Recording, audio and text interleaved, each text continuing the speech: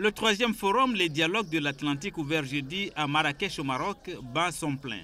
Pendant 3 jours, il va réunir quelques 350 hautes personnalités venues de 45 pays.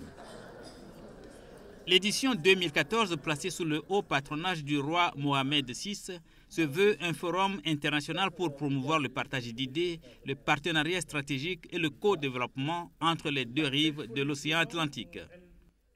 C'est d'offrir une plateforme, un cadre informel qui est celui d'un think tank et de 2 think tanks en fait, marocains et américains, d'offrir à tous ces pays, je vous rappelle qu'il y a presque 60 pays ici représentés, un cadre d'échange dans lequel ils peuvent discuter de manière informelle et construire des solutions ensemble pour répondre aux défis des 2 côtés de l'Atlantique.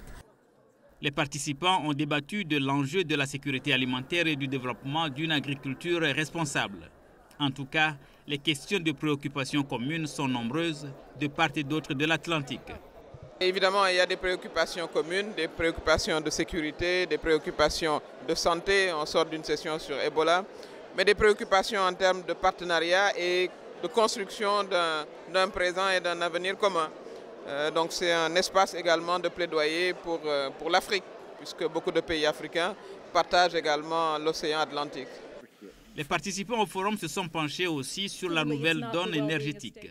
Ceci explique la présence d'institutions de financement du développement à l'instar de la Banque mondiale. Participer à des dialogues comme ceux qui sont proposés aujourd'hui à Marrakech sont essentiels, expliquer ce que nous faisons, écouter surtout ce que des clients peuvent nous dire alors que le monde est en train de changer extrêmement rapidement.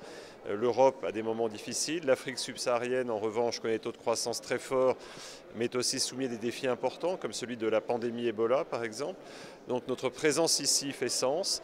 Que peut-on écouter, que peut-on dire et surtout quelles pistes d'action peut-on envisager avec nos partenaires?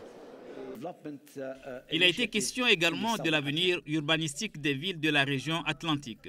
En l'absence d'une vision stratégique intégrée, ces villes risquent de muer vers des zones d'habitat peu adéquates et insoutenables.